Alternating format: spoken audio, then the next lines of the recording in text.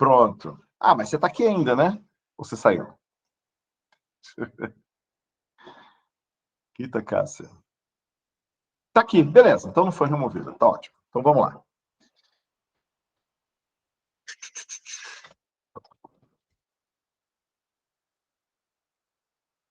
Definições. Então, eu vou dar um en passant aqui nas definições, porque um resumo disso aqui é só dizer que talvez, para poder abordar todas as questões relacionadas à poluição plástico, a gente não deva se limitar ao tamanho de 5 milímetros, e tampouco ao tamanho de 0,1 milímetros. 0,1 micrômetros, desculpa. Que é quando muita gente fala que começa o nano. Bom, já começou o nano faz tempo aí, mas você tem várias limitações técnicas. Então, o que eles querem é que polímeros que sejam maiores que 5 milímetros, mas possam ser considerados como entidades poluidoras, como, por exemplo, pellets maiores, flakes maiores, podem entrar na definição. E coisas muito pequenas devam entrar na definição, devam deixar aberta a possibilidade para futuros desenvolvimentos. Então, enquanto a gente não sabe mexer com nano, tudo bem, mas tem que estar previsto ali, porque quando a gente souber como mexer com o nano, aí a gente não tem que criar um adendo à norma, isso tem que estar previsto. Alguém comentou que ficou confuso com a parte do tamanho. Foi basicamente dizer que tem que ter uma definição de tamanho que compreenda coisas que talvez sejam fora da limitação de 5 milímetros. Tanto que um exemplo, vou dar um exemplo da sugestão que ele deu, que vem logo no texto, né? Aqui é uma transcrição da parte do texto todo. Uma definição potencial que poderia ser formulada como partículas... Eu senti uma confusão aqui, mas eu vou compartilhar com vocês. Partículas com polímeros sintéticos, incluindo biodegradáveis e polímeros hidrossolúveis, que são ou contidos dentro ou construindo uma superfície contínua de cobertura nas partículas. Isso aí é para incluir tinta, para incluir na agricultura os nutrientes, os fertilizantes encapsulados. Então, isso também inclui, porque se for ver, é só um filminho pequenininho. Todas as dimensões das partículas são iguais a ou menores que 5 milímetros. Essa é a definição clássica. 2. As partículas que têm um comprimento de 0,3 micrômetros, menor ou igual a x, que é menor ou igual a 15 milímetros. 15 milímetros. É maior do que 5 milímetros. Ou seja, qualquer coisa entre 0,3 e 15 poderia ser um microplástico se tiver esse comprimento. E também uma razão de comprimento de diâmetro maior que 3. Todo mundo aqui sabe o que é uma razão de comprimento de diâmetro? A Maria Carolina sabe. Ela trabalha com têxteis, é o que a gente tem em fibras. Toda fibra tem uma razão de L sobre D, comprimento sobre diâmetro. A primeira aula que eu mostrei o macarrãozinho, eu calculei o L sobre D do espaguete. Lembram da Marila? Então, é quando você tem o comprimento, você pega o comprimento, divide pelo diâmetro, e aí você vai saber quantos diâmetros cabem no seu comprimento. Então, esse é o L sobre D. O que eles querem abordar com essa potencial definição? Tudo que tiver uma razão de comprimento sobre diâmetro maior que 3. Isso define mais ou menos qualquer coisa que é remotamente acicular. Acicular, formato de espinho, ou formato de fibra, né? Então, qualquer coisa, se tem uma coisa que é assim, tirando meu punho, né? É um fragmento. Qualquer coisa que vai ficando mais compridinho, aí já começa a ter cara de fibra. Então, se tiver uma razão de comprimento sobre diâmetro maior que 3, já pode entrar aí na brincadeira, na definição. E as partículas que são pellets, flakes ou pós usados para a produção de produtos plásticos. Então, se, por exemplo, vai ser raro, mas se tem alguma coisa que é maior do que 5 milímetros, mas é um pellet que é usado para a produção, tem que entrar na definição de microplástico. Não precisa ser restrito ao tamanho, ok? E aí, tem uma nota final, excluindo polímeros que ocorrem naturalmente e não são substâncias quimicamente modificadas. Ok? A questão é que no começo fala partículas com polímeros sintéticos, incluindo biodegradáveis e water soluble polymers. Ah, não, agora discutindo com vocês, acho que ficou menos confuso. Quando eu li a primeira vez, eu achei que tinha uma incongruência. Se for, porque tem biodegradáveis que são sintéticos. Então, esses são considerados microplásticos. Agora, se eles ocorrem naturalmente, amido, celulose, aí não. E se não forem substâncias quimicamente modificadas, porque o acetato de celulose é quimicamente modificado, então ele já entra como microplástico, ele não seria excluído. Show de bola? E aí... A viscose, professor, também entraria nessa definição? Viscose? É. Eu acho que entra porque é modificado, né? Maria Carolina pode concordar, pode confirmar. Ela é modificada. Então tá bem mais claro. Legal. Se a gente modificou por algum motivo, ou seja, não é mais aquele polímero que foi extraído da natureza, ele entraria em microplástico. É claro que sempre vai ter sutilezas a considerar. Por exemplo, eu posso tirar quitina da natureza e eu posso fazer quitosana, que tem uma desacetilação que a gente faz. A quitosana eu até consigo achar na natureza um pouco, mas eu fiz uma modificação da quitina. Isso provavelmente vai entrar numa zona cinzenta, porque a quitosana tem bastante aplicação. Então, nenhuma definição ela tenta diminuir o número de problemas que a gente pode ter, mas nenhuma definição não tem problema nenhum. As definições, os comitês de definição da IUPAC são perenes, porque sempre aparece um polímero novo para poder falar, isso sai da definição de polímero. A definição de ponte de hidrogênio está sendo refeita. Então, em breve, o ensino médio vai ter um baque.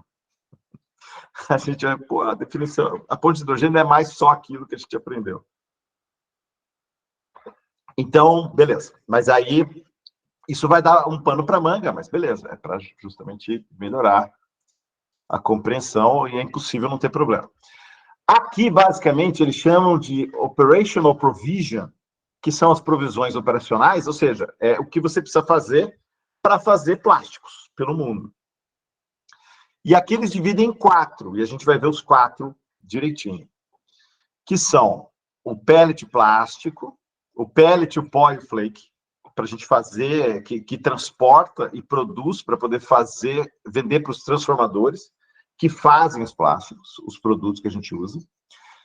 Intentionally added microplastics, que é intentionally added com aditivos, ok?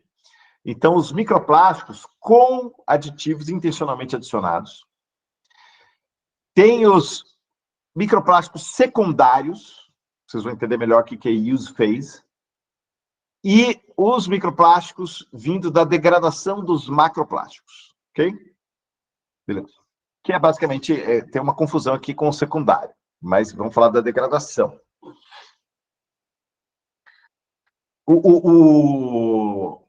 Esse documento não separa muito bem microplástico secundário de degradação, mas é uma coisa que vai ser discutida. Então vamos lá, um a um. Só comentar, tem um dos itens aqui que eu achei legal. Esse aqui, ó. Esse aqui é bem legal.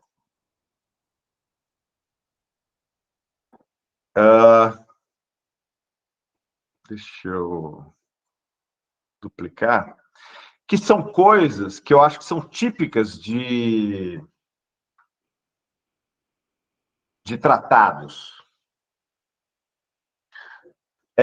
Lacunas de informação sobre fontes dominantes de plástico em muitas partes do mundo necessitam uma abordagem começa, depois fortalece. que é uma coisa que a gente vê muito. Acho que, assim, na política internacional, a gente viu as ações do Obama para a saúde universal lá nos Estados Unidos, que foi bem fraquinho, mas foi um começo. Porque o problema era começar, e aí depois fortaleceria. Então, às vezes, quando você vê que você não tem uma condição muito boa de fazer uma situação ideal de cara, você pelo menos começa. Aí depois você reforma, porque aí já foi, começou. E esse tipo de coisa, o governo da Noruega, o documento do governo da Noruega está defendendo. Então, fontes para os quais medidas são prontamente disponíveis para eliminar, mitigar ou remediar, tem que ser incluída na primeira parte do tratado. Mas precisa ter formulação para qualquer coisa que a gente possa descobrir depois. Por exemplo, a gente tem um movimento do qual eu tento fazer parte, que é de descobrir microplásticos urbanos. A gente tem muita pesquisa de microplástico com foco no ambiente longe da fonte. Eu gosto de trabalhar perto da fonte, que é onde minha formação em plástico ajuda mais. E aí, esse é um tipo de abordagem, esse é um tipo de coisa interessante, porque a gente vai... Isso é dinâmico, então a gente pode ter que descobrir alguma coisa. Pode ter, não, a gente pode descobrir alguma coisa que vá mudar. Então tem que ter espaço para isso, beleza? Então, isso aqui é só para dar um... Tá gravando, né? Tá. Só para dar uma chance para o desconhecido. Então vamos falar aqui. Primeiro, pellet flake powders e pós. Podem ser regulados, beleza, para a cadeia de valor. Aqui está falando, vou ler cada um. O acordo deveria incluir demandas para reportar a produção, composição e comércio de pellets, flakes e pós. Um acordo global deveria ajustar demandas para a produção, transporte, manuseio e estoque seguro, ok? O safe vem antes, mas se aplica tudo isso, de pellets, flakes e pós, incluindo medidas para atacar o conteúdo químico desses materiais, que é a questão dos aditivos. Beleza. Os delegados do INC.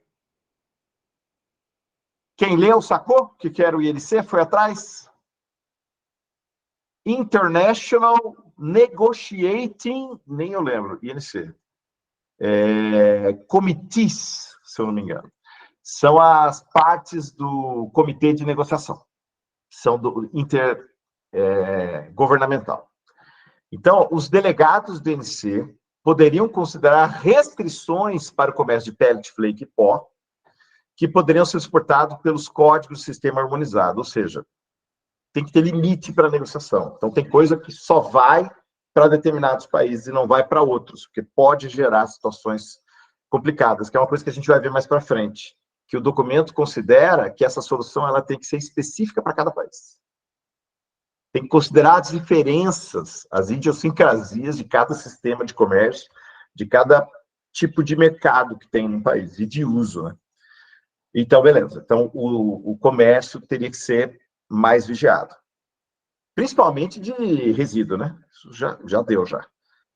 O acordo global poderia incluir compromissos para prevenir e cooperar em resposta a eventos de poluição plástica aguda, que é quando você tem um ciclone, um evento climático foda que vai pegar containers e containers de um porto cheio de plástico, que aí teve um país asiático, não lembro qual, que todas as praias ficaram cheias de pellet e que a população inteira foi lá recolher.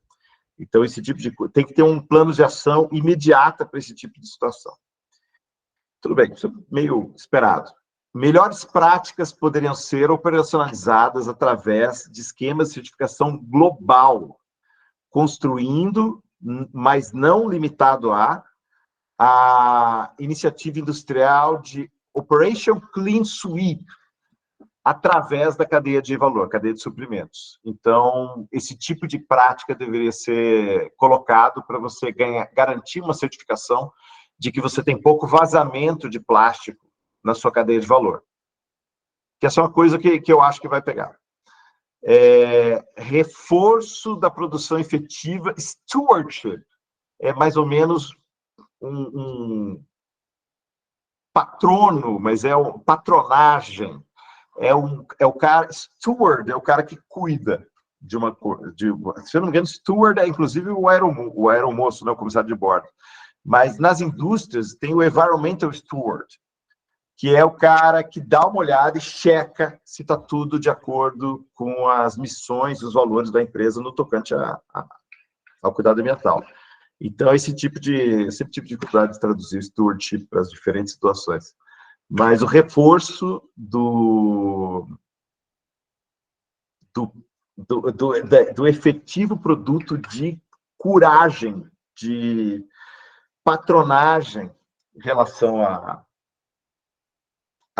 aos plásticos poderia ser assegurado através dos produtores requerendo, através de requisição aos produtores e brand owners, pessoal, brand, né, as marcas, dos produtos plásticos para provar a cadeia de custódia através de cadeias de valor certificadas para ganhar acesso ao mercado. Certificação. Então, já é a segunda vez que aparece a questão da certificação e de regulagem para as indústrias para poder ganhar acesso. Então, por exemplo, se a gente quer vender para a Europa, se for assinado o acordo Mercosul-Europa, provavelmente daqui a um tempo vai ter algum tipo de bloqueio para tudo que envolva plástico. Isso vai ser uma coisa, para quem trabalha na área, vai ser também uma coisa interessante de ficar atento. Beleza até aqui? Algum comentário? Deixa eu ver se eu perdi alguma coisa aqui. Ah, ok. Teruco vai ser mais cedo, maravilha. Juliane, achei confusa a parte do tamanho. Juliane, tudo certo? Beleza. Então vamos voltar. Ó,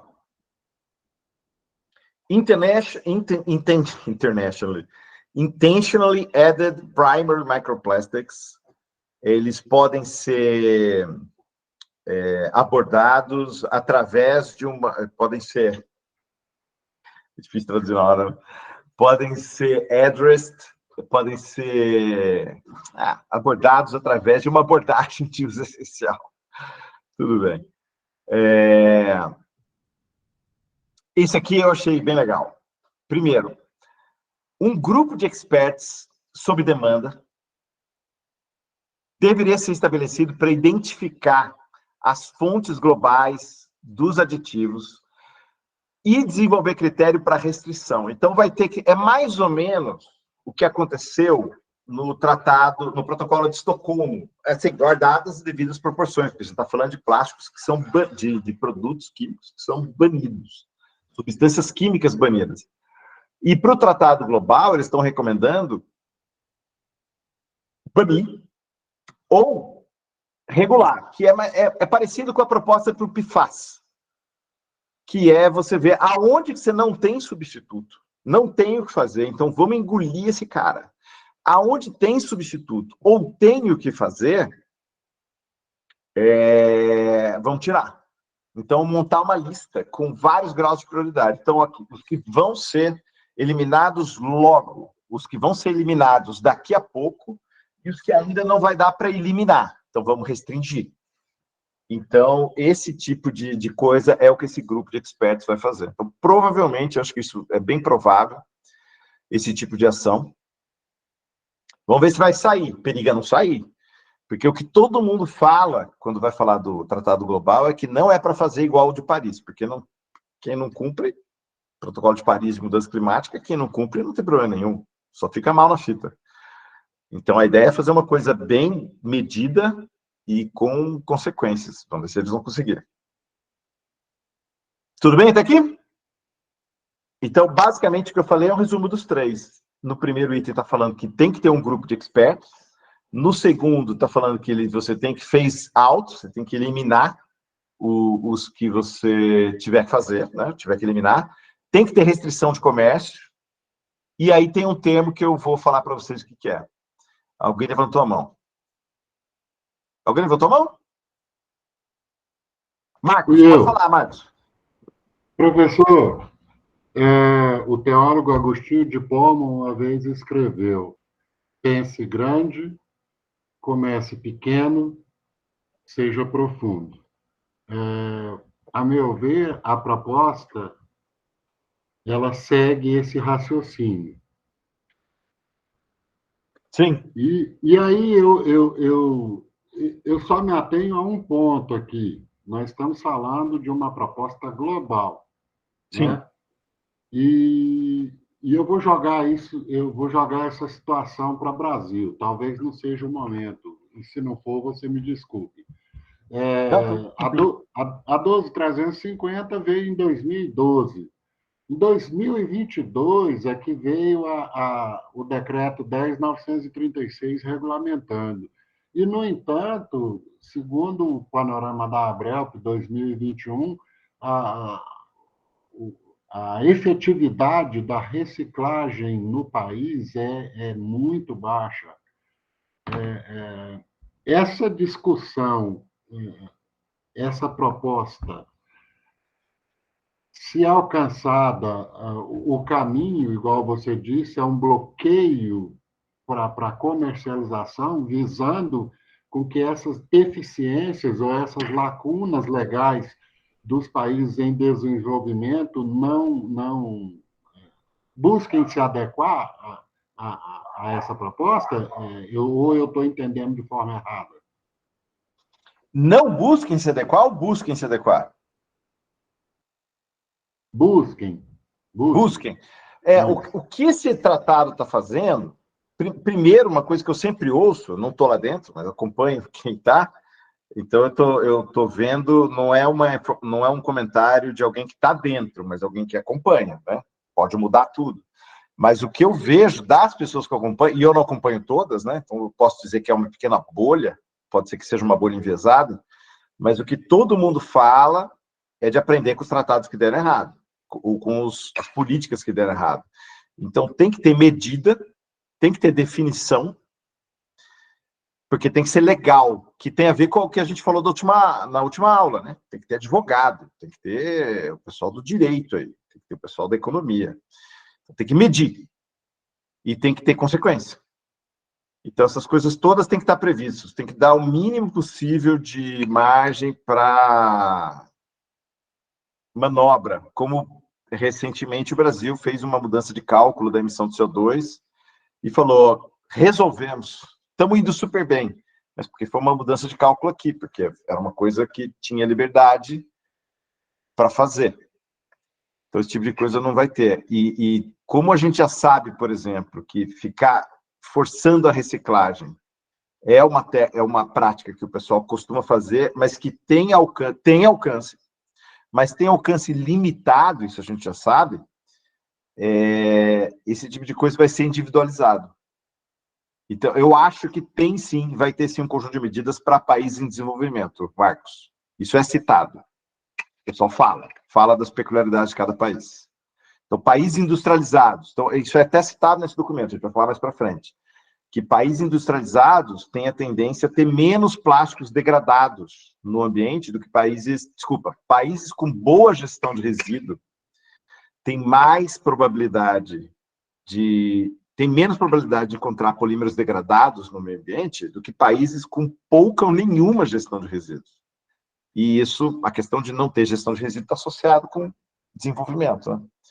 Então, tudo isso está sendo considerado. Respondi o seu comentário, Marcos? Respondeu, professor. Muito obrigado. Imagina, obrigado você pelo comentário. Aqui, ó, tem uma expressão, ó, essencial, microplásticos primários com substâncias intencionalmente adicionadas, essenciais, devem ser gerenciados através da restrição no uso, regulação da emissão, guidelines, tudo bem, guias, guia não é uma boa tradução, mas guidelines, o desenvolvimento de BAT-BEP e demanda de reportagem, demanda de relatórios. Vocês sabem o que é BAT-BEP?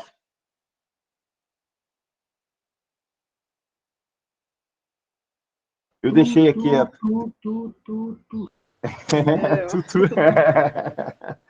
Tá aqui arrumadinho aqui, porque também eu não sei de cabeça, mas são melhores práticas. Ó, BAT é Best Available Techniques e BEP é Best Environmental Practices. Então, é aquilo que a gente, com outro nome, é aquilo que o Brasil demorou muito para entregar, que o pessoal da USP trabalhou bastante desde o começo da pandemia, que eram as melhores práticas para tudo que aparecesse num pronto-socorro do hospital em relação à pandemia.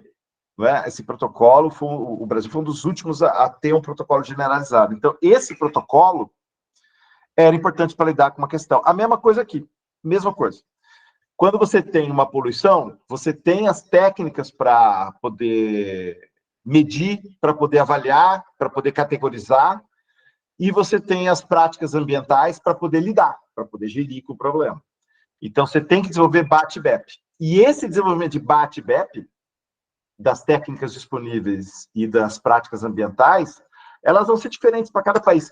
Eu comentei na aula de análise de água, que o pessoal da Califórnia, que está lançando a primeira norma, a primeira regulamentação oficial de um estado para poder determinar microplástico em água potável. E eles, para fazer isso, eles não podem fazer... A gente não pode falar agora, água potável tem que ter no mínimo tantos fragmentos de plástico, que nem pedaço de inseto em farinha. Tem que ter um mínimo tanto. Você não pode pedir isso se você não disponibilizar para as CETEBs, para os ETAs do Brasil inteiro, quais são os protocolos para poder medir isso de acordo com a lei. Então, isso tem que ser avaliado. Tem que ser uma coisa que vai funcionar para cada sistema. Então, uma coisa que cada país vai ter que fazer. Eu acho que cada país vai ter que ter um plano nacional de ação. Aqueles planos que a gente viu na última aula, isso vai ter que ter para cada país. E tudo vai ter que ter um número mínimo de coisas a serem definidas para cada plano nacional. E tudo isso vai ter que estar regulado. Então, vamos seguir. Use phase, de phasing out, né, de acabar, secondary microplastics, poderiam ser abordados através de medidas, endereçando, odeio endereçando, né, a tradução literal, endereçando redução, design de produto, uso e manutenção.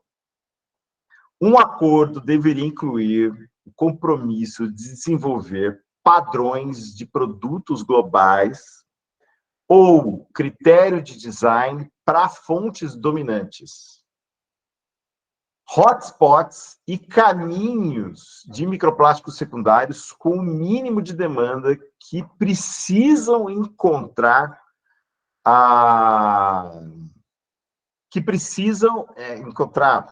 o meio, não é o meio, é uma tradução livre agora, para prevenir a liberação da abrasão e de outras formas de fragmentação. Então, por exemplo, eu fiz a gente publicou um paper agora, e a Bruna, que está aqui na tela agora comigo, está trabalhando num tema semelhante, que é, por exemplo, emissão de microplástico de pintura por spray. E isso é um tipo, não é fragmentação, mas é um tipo de formação de hotspot. Porque se for perto do solo, vai cair e vai ficar. Vai demorar muito para ir embora. Se você tiver um prédio que está pintado, vai fragmentar o tempo todo. Com areia, com particulados do vento, vai ficar fragmentando. Beleza, faz parte. Se esse prédio não for pintado e começar a descascar a tinta está degradada, isso vai gerar um hotspot. Então, isso, por exemplo, é uma coisa que vai ser proibida. Uma coisa que eu tenho tirado muita foto, não preparei para essa aula, uma coisa que eu tenho tirado muita foto é de placa vinílica. Então, você tem um sinal, assim, na frente, eu fui na Unimed esses dias autorizar uma guia, estava lá, Unimed, tem um porta de vidro e tem uma faixa de Adandara. Tem uma faixa de adesivo com o nome da Unimed, para você não bater na porta de vidro e tal. E aquilo lá pega sol, todo quadriculadinho, todo fragmentadinho, porque pega sol. No futuro, isso é um tipo de coisa que você não vai poder ter. Começa a fragmentar, provavelmente vai ter alguém que vai falando assim, ó, tem que trocar. Então, esse tipo de coisa pode ser que seja uma das coisas que a gente tem que, com as quais a gente tem que lidar. Opa!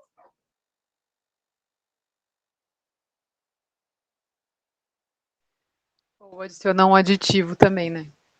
Que é um aditivo que protege do sol para que não quebre alguma coisa assim.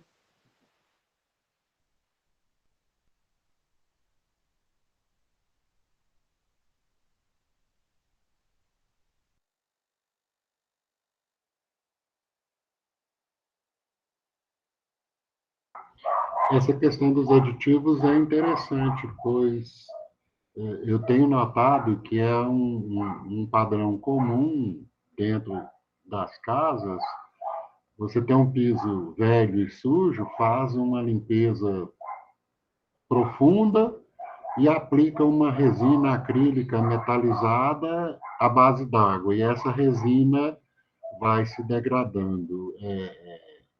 Será que esse tipo de composto, quer seja para madeiras, para pisos ou telhas, também entraria nesse ramo dos aditivos? Marcos, eu perdi você, eu perdi todo mundo. Sem querer, eu cliquei em alguma coisa que o PowerPoint mandou e abri uma aba.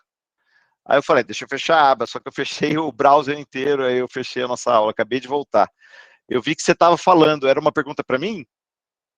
Não, só um comentário, quando a colega falou a respeito de aditivos, e eu me lembro que hoje é bem comum você ter um piso desgastado em casa, você faz uma limpeza agressiva e aplica uma resina acrílica metalizada à base d'água.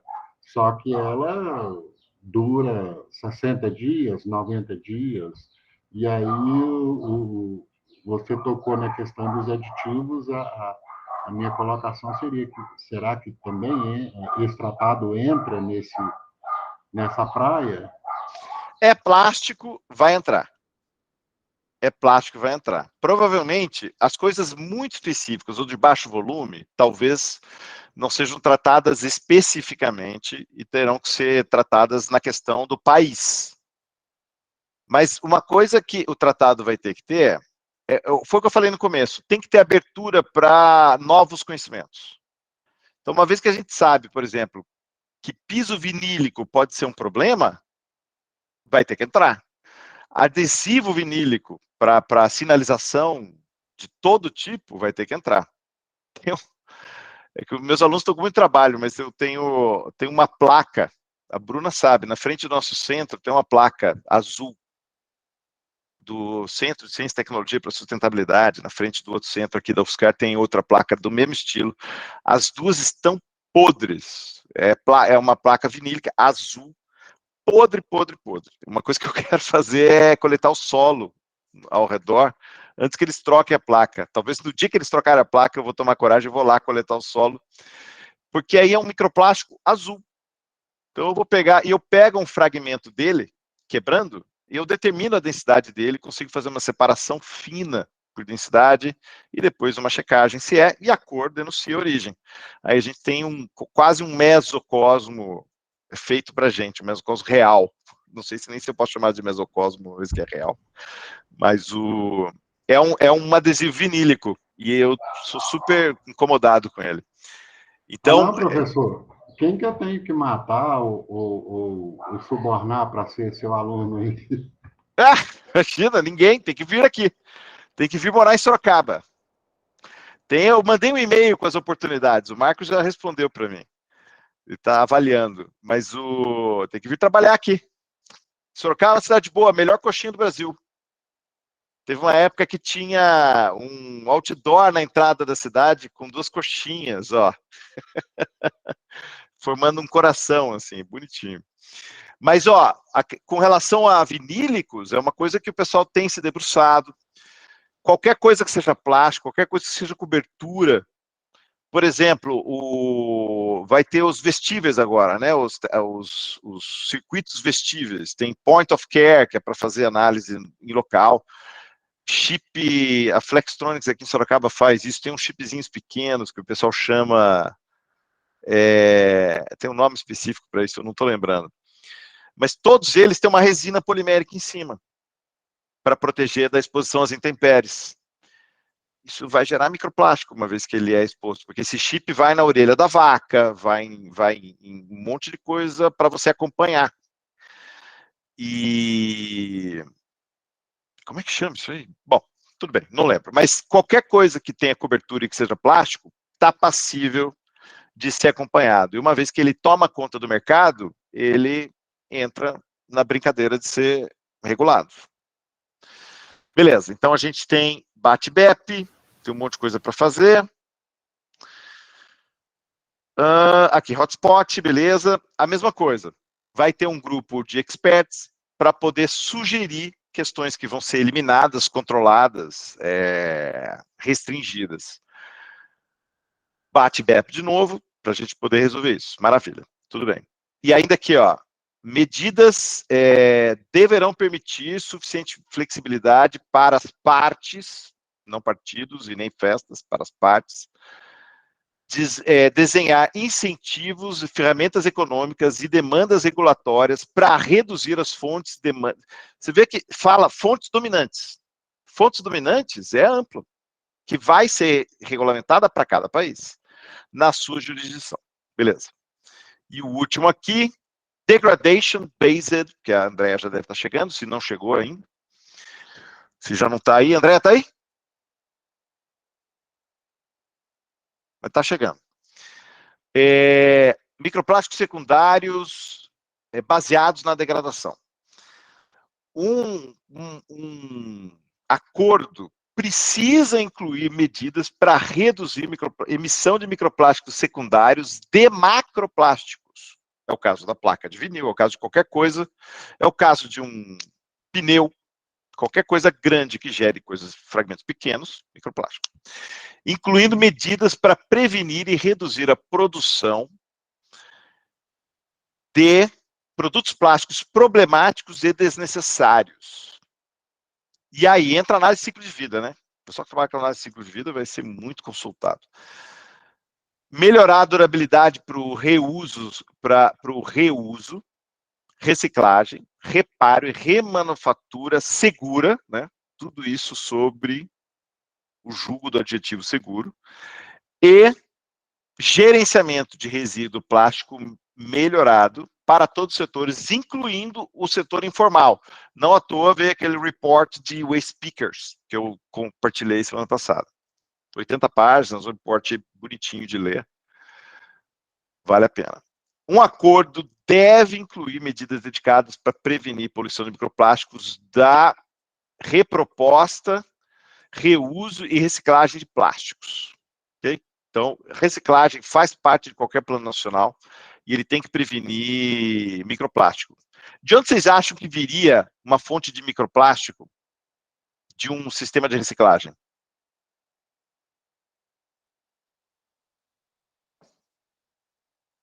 Moagem.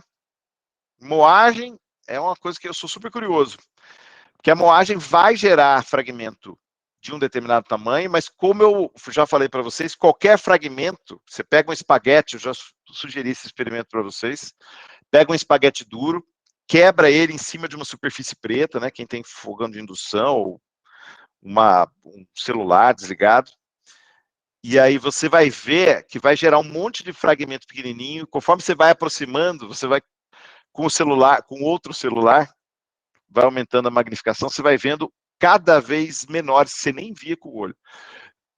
Então, fragmentação é uma fábrica de microplásticos. E pode Beleza? ser até a geração de micropó, né, professor, disso, que até inala, que na indústria têxtil tem esse problema também, né, desse micropó que é super leve e a gente acaba inalando. Pois é, eu vejo bastante artigo, legal que você comentou isso, Maria Carolina. Eu vejo bastante artigo de tempo de vida, de suspensão de aerossol. Eu não achei de particulado, porque você gera um particulado, uma fibra fibra têxtil vai embora, né? Que nem cabelo, que nem pó, que nem qualquer coisa que vai. Eu não consegui achar, achei de pó de particulado, né? Mas eu não achei especificamente de microplásticos desse tipo. Você conhece? Eu já li um artigo, professor, relacionado a isso, que até eles estavam. Puxa, eu tenho que achar aqui, mas eu já li um artigo falando disso. Especificamente para têxteis? Não, para microplástico. Microplásticos, legal. De tempo de suspensão no ar, porque eles estavam relacionando a um local específico de contaminação, perto de uma fábrica, enfim, e estava contaminado esse local. Eu vou procurar, eu já li um. Legal, te agradeço. Se puder compartilhar, eu compartilho com todo mundo depois. Obrigado. E por fim, beleza? Aqui a degradação. E por fim, no finzinho lá do documento, cadê? Tá aqui. Other components. A poluição de microplástico, Andréa chegando aí. Oi, Andréa. Tô acabando aqui, é um segundinho, tô no último slide. A Andréa já chegou aqui, daqui a pouco eu apresento ela aqui. Tudo bem, Andréa? Bom dia, tudo bem? E aí? Tá todo mundo Tudo aqui. certo com você? Eu tô só acabando o último slidezinho e aí eu te apresento. Tranquilo. Pode ser? Fica à vontade. Rapidinho, aí você aproveita e vê a conclusão aqui. Tá. No último item dessa proposta da Noruega, ele está falando aqui que a poluição do microplástico, e esse é um problema do Tratado Global, provavelmente vai entrar na discussão, porque o microplástico é um tipo de poluição diferente da do macroplástico, que é o que aparece mais, e que é o que o pessoal tem a tendência a discutir mais. E essa é uma questão que precisa ser considerada de acordo com alguns dos debatedores, dos participantes. Então, aqui, throughout the INC, o Intergovernmental Negotiating Committees, né, os comitês, o processo dos INCs, considerações específicas relacionadas à poluição de microplásticos precisarão ser incorporadas, né, de acordo com o governo da Noruega. Isto inclui o design de planos nacionais de ação, como a gente já discutiu, estabelecer inventários de fonte, que daí precisa de pesquisador fazendo o que a Andréa faz, e ela vai falar disso daqui a pouco, esforços sobre cooperação técnica e científica e coordenação, capacidade de construção e suporte, aí lembra que eu falei dos países desenvolvidos? E suporte de financiamento técnico e financeiro para monitorar e relatar, especialmente para os países menos desenvolvidos. Que é aquilo que a gente está falando, Marcos. Não tem como a gente exigir alguma coisa que a gente não sabe quanto tem, de onde vem, como faz, como evitar. Então, tudo isso tem que ser abordado, vai ser diferente, o Brasil vai ser diferente da França, que vai ser diferente do Senegal, que vai ser diferente do Canadá. Então, isso tudo tem que ser abordado localmente. E aí vem muito trabalho para cientista e para o pessoal da indústria. Então, esse era o último slide. Algum comentário para a gente já ir conversar com a Andréa? A minha preocupação principal, Walter, é simplesmente no delay que existe aqui no país entre uma necessidade latente para sustentabilidade e a aprovação de um dispositivo legal e a implementação desse dispositivo legal. Essa é o meu ponto de interrogação, digamos assim, só isso. Não, esse é um ponto legal, Marcos, porque uma coisa importante da gente saber do tratado é que ninguém assina esse tratado que não seja país. Então, indústrias não assinam, ONGs não assinam, ninguém, só quem assina é país. E os países fazem comércio. E você viu a quantidade de vezes que a palavra trade foi citada no documento, né? Então, esse é o motivador para fazer andar. Não é? Assim como o tratado comercial, o acordo comercial Europa-Mercosul está demorando, porque tem que ser aprovado nos diferentes congressos, uma vez que o país quer fazer, se ele não aprovar no seu congresso, não vai ter comércio, porque o comércio vai depender dessa aprovação. Então, fatalmente, eu acho que o dinheiro é um motivador aí. Acho que vai, espero, né? Espero que vai funcionar. Principalmente se, por exemplo, na região, não estou falando mais de Europa e Mercosul, né? Estou falando agora de acordo global. Se para fazer um comércio, um tipo de comércio, ou para ter um tipo de benefício fiscal num acordo comercial, você precisa estar adequado ao Tratado Global de Plásticos, você vai estar adequado. Então, eu acho que esse delay ele existe mesmo, Marcos, mas você só precisa fazer dinheiro, né? E aí eu acho que acaba funcionando. Legal? Algum comentário mais? Mas a gente sempre pode contar, mesmo com a necessidade de fazer comércio, a gente sempre pode contar com o delay de quem decide. É inevitável. Bom, vamos então, deixa eu falar da Andrea. Deixa eu parar de compartilhar aqui, agora vai entrar na sessão bate-papo. Então vamos lá, modo bate-papo. A Andrea é professora da URGS, ela é do INCTA, eu colaboro com a Andrea já faz um tempo, a gente se conheceu no INCTA, e eu graças à generosidade da Andrea, eu co-oriento 2 alunos da Andrea, a gente discute bastante a questão do microplástico, e eu sou um admirador do trabalho da Andrea. A Andrea, ela tem o primeiro paper lá do Rio Guaíba, eu acho que foi o primeiro paper de ambiente aquático, de monitoramento desse tamanho que foi feito no Brasil, foi da Andrea. A Andrea tem um artigo de revisão sobre microplásticos na América Latina, e foi capa da JBCS. Acertei, Andrea? Tô correto, né? Correto. Perfeito. E a Andrea é uma liderança na área, e ela trabalha com uma questão que eu não consigo trabalhar, que é a questão de ir para o meio de algum lugar e falar assim, deixa eu contar o que tem de microplástico aqui, e levar em consideração toda a complexidade ambiental. E eu acho que isso aí é um trabalho muito de herói. Eu sou meio covarde, eu não tenho essa verve de enfrentar a complexidade de um ambiente real. E eu acho muito legal que a Andrea, ela encara isso e não para de encarar. Então, acho que é legal porque a Cassiana também faz isso, a Cassiana veio aqui, né? A Andrea também. E eu acho que a gente tem que aproveitar a Andrea. Tem muitas dúvidas aqui, André, sobre questão de controle, sobre questão de coleta, o que fazer. E eu acho que agora é o momento da gente aproveitar a Andrea, que é uma líder da área aqui no Brasil. Acabou de voltar de um... Acabou não, né? Mas já recém-voltada de um pós-doc lá com o Richard Thompson, que foi o cara que falou, que deu nome para a coisa.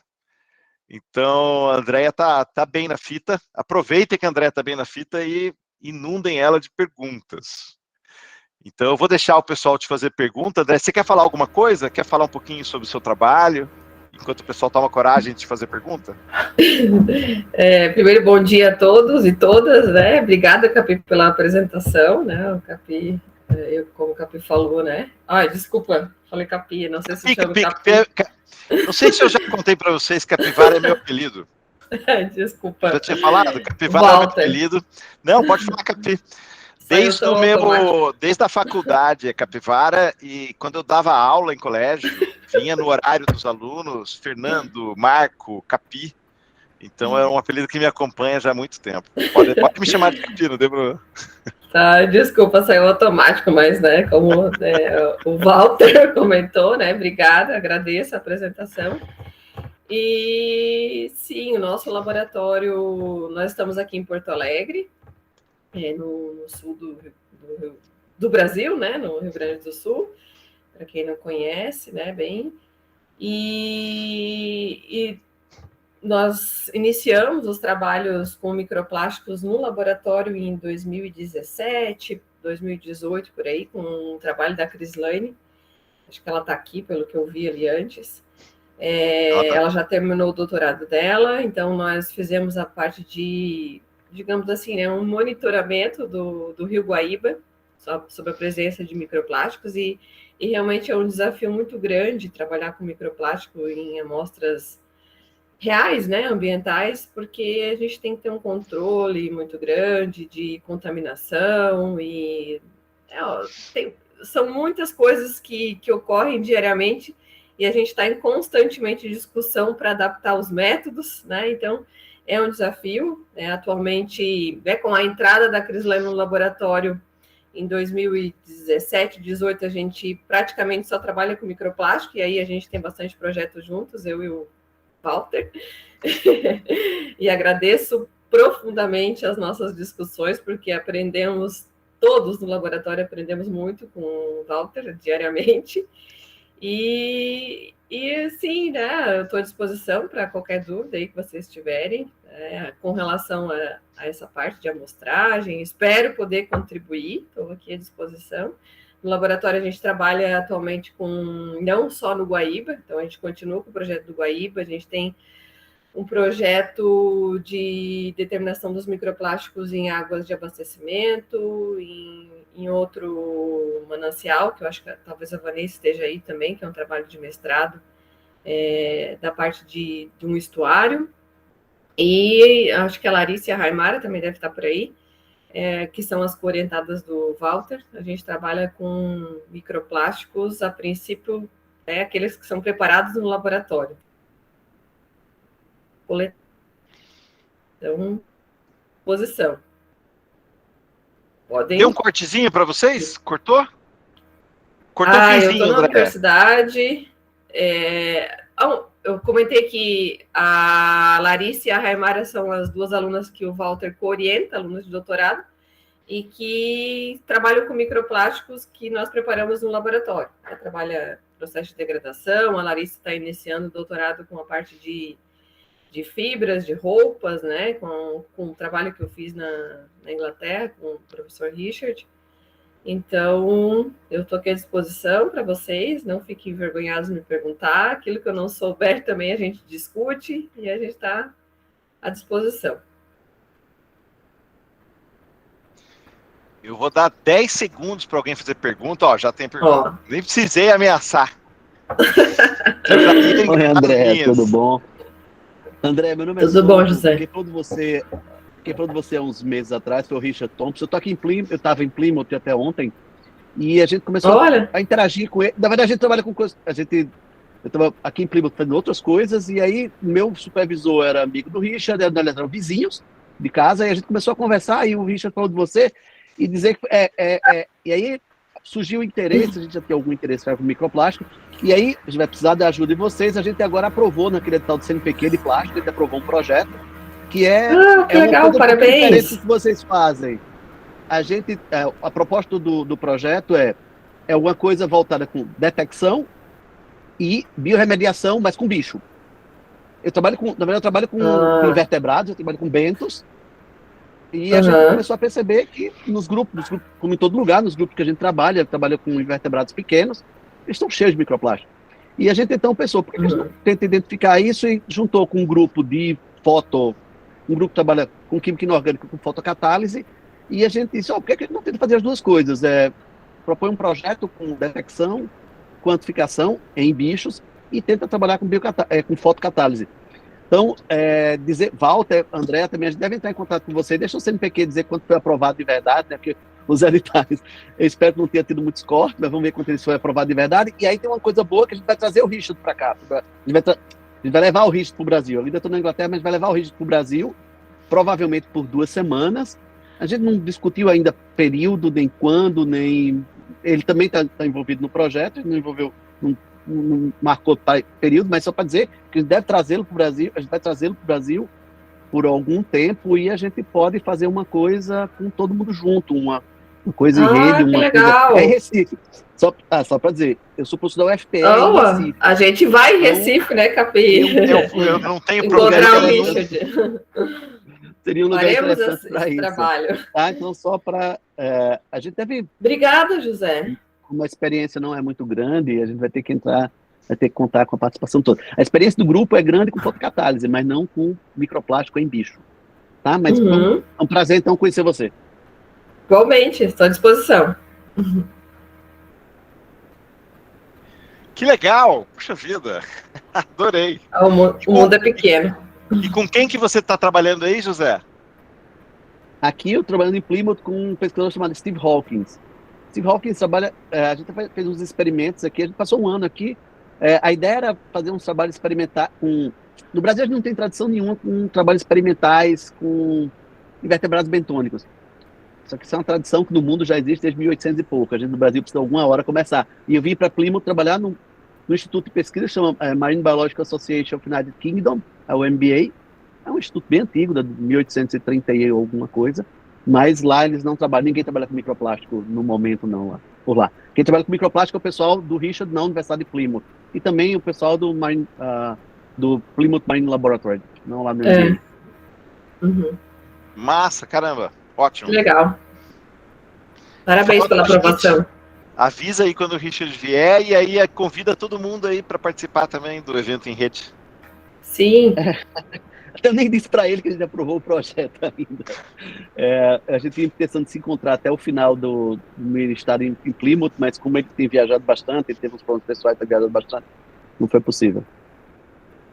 Legal. Ele é super ocupado.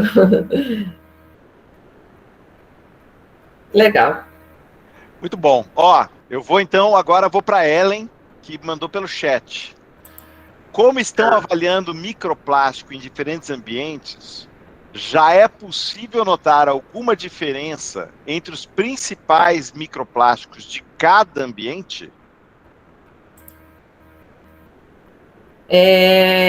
Sim, posso dizer que sim. Mas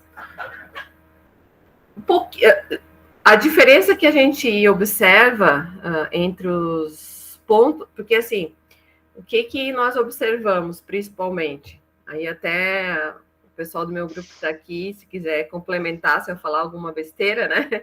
É a questão, por exemplo, no Guaíba. O Guaíba é um rio, né? É um lago, um rio, que fica aquela questão, né? Que tem um ambiente mais parado, né? Águas mais paradas, águas mais movimentadas, né? Então, nós coletamos, né? Temos aí 8 coletas, se eu não estou enganado, 7 a 8 coletas, onde nós realizamos em 10 pontos ao longo do Guaíba. E aí sim, nós observamos realmente a diferença do perfil de microplásticos, por exemplo, e principalmente da concentração. Perfil como quem diz assim, tem mais fibra, tem menos fibra, tem mais fragmento, mas mais isso, assim, a questão da concentração relacionado com a parte de tratamento de esgoto que chega naquele ponto. Então, por exemplo, o que nós verificamos? Aqueles pontos onde são mais próximos de regiões, onde nós coletamos, né, no Guaíba, onde tem descarte de efluente não tratado, por exemplo, esgoto não tratado, o perfil do microplástico é mais parecido. Então, assim, tem mais fibras, tem uma maior concentração, mesmo que o ambiente não seja tão impactado. Então, isso que a gente tem observado atualmente.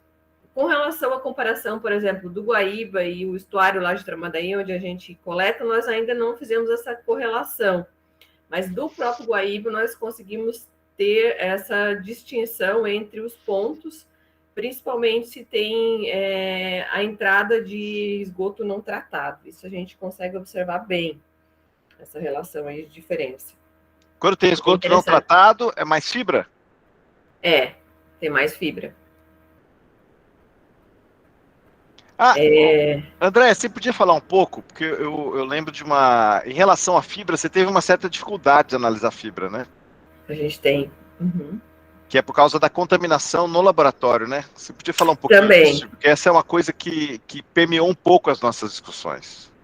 Então, nós no laboratório, infelizmente a gente ainda não tem um laboratório Como tem lá no laboratório como o professor Richard, né, eles têm uma estrutura já preparada, já trabalham com microplástico há muitos anos, né, desde, sei lá, 2004 foi quando eles denominaram os microplásticos. Então, eles têm um laboratório que é limpo, né, tem né, filtram o ar, né, tem controle de tudo. Nós ainda não temos. A gente está para fazer esse laboratório em breve, esperamos. Então, como que nós fizemos aí o controle dessas contaminações aí que a gente inevitavelmente vai ter? Infelizmente, a gente vai ter. Então, nós fizemos os brancos, fizemos brancos do ar. Então, sempre que nós processamos as nossas amostras, nós vamos ter sempre um branco. Enquanto aquela amostra é aberta, né? Vou filtrar a amostra, né? Está fazendo o processo de filtração. O meu branco vai estar aberto também para ter esse contato com o ar, porque assim, a gente tem uma contaminação elevada, né? Alta. Isso depende também da quantidade de pessoas que vai estar no laboratório. Então, o que a gente costuma fazer? Nós limpamos o laboratório profundamente, assim, antes de fazer o trabalho com os microplásticos. Então, limpa mesmo, limpa as bancadas, limpa tudo, passa aspirador, passa pano, um dia antes. Espera toda a poeira baixar e vai uma pessoa, 2 pessoas no laboratório trabalhar, no máximo, né, com ar-condicionado desligado, com capela desligada, com uma cor de roupa. Então, nós escolhemos preto, porque o preto a gente quase não a gente exclui um pouco nas nossas análises, porque tem um pouco do erro humano no preto, do olho humano, né? Então, basicamente a gente faz isso. E aí faz o controle do branco de cada amostra que a gente processa, e a gente também faz um controle, um branco, do processamento dos reagentes, né? Sem a minha amostra. E aí a gente faz a contagem, faz tudo, como se estivesse processando uma amostra, e aí a gente tem o branco do processo e o branco do ar para cada amostra. E aí o que nós verificamos principalmente? Que a maior contaminação realmente é fibra, né? Que a gente tem aí das nossas roupas, provavelmente, poeira. E aí, e na maioria dos casos, a gente acaba descontando essas fibras dos nossos resultados. Então, até a Vanessa, que está no mestrado, não sei se ela está aí hoje, mas a gente, né, ela fez direitinho aí, contou fibras, a gente tentou descontar, por exemplo, fibra preta de fibra preta, né, as fibras de fibras, fragmentos de fragmentos, mas a maior, digamos assim, 95% da contaminação é fibra. E a gente nós conseguimos fazer uma correlação direta, por exemplo, da contaminação de fibra com a presença de pessoas. Então, por exemplo, nós, durante a pandemia, a gente continuou fazendo trabalho no laboratório, coletando no Guaíba e fazendo a determinação. A Crislaine, mais ou menos, ela ia sozinha ou ia mais alguém no laboratório, e a contaminação diminuiu significativamente. Então, a gente tenta sempre, quando vai fazer essa parte de processamento da amostra, ficar no máximo 2 pessoas no laboratório com roupa preta. Então, é mais ou menos isso que a gente faz, assim, para evitar. Mas vou dizer que 100% eliminar a contaminação a gente não vai, nunca vai conseguir. Aí a importância do controle da estatística, né? Tem que ter sempre. Tem mãos levantadas, mas antes teve uma pergunta aqui do chat, ó. Bom dia, vocês fazem coletas de peixes no rio para verificar se os microplásticos estão afetando-os? Infelizmente, não. Me falta mão, me falta braço, né? A gente tem um monte de ideias, chega um monte, né, de pessoas querendo fazer parceria, mas o Walter sabe, né? Falta ter pessoas para ajudar, porque no nosso laboratório nós temos bastante pessoas, né? Nós temos bastante alunos trabalhando, mas pelo menos cada aluno tem 2 projetos, seu projeto e mais outro de colaboração, então não tem como. Nós temos umas parcerias, assim, com o pessoal da FURG, né, Walter? Que eles fazem a parte de peixes lá. A Bárbara é da UERGS, né? A Bárbara vai Ah. começar agora a questão, eu acho que em microplásticos em águas, não em peixes, mas acho que a Graziela faz microplásticos em peixes, mas lá na Lagoa dos Patos. Nós não fizemos no Guaíba por enquanto, infelizmente. Seria interessante ter alguém para fazer isso. A Fernanda Rage, ela escreveu, adorei isso, na hora em que você falou da roupa preta. E o Marcos Fernandes de Oliveira falou, estou à disposição, professor. Então já tem braço aí se oferecendo aí no chat. Então, partiu o URGS. Partiu o URGS. Ó, aqui nas mãos levantadas tem a Samantha, depois a Maria Carolina. Samantha Stingen. Oi, professora Andréia, bom dia. Bom dia. Tudo bem?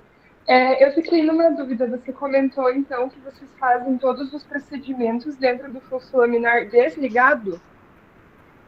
Nós não temos o fluxo laminar. Então, boa pergunta. Uhum. É que eu tenho um fluxo laminar, aí eu ligo ele, mas eu fiquei nessa dúvida. O melhor é desligar ou daí eu ligo?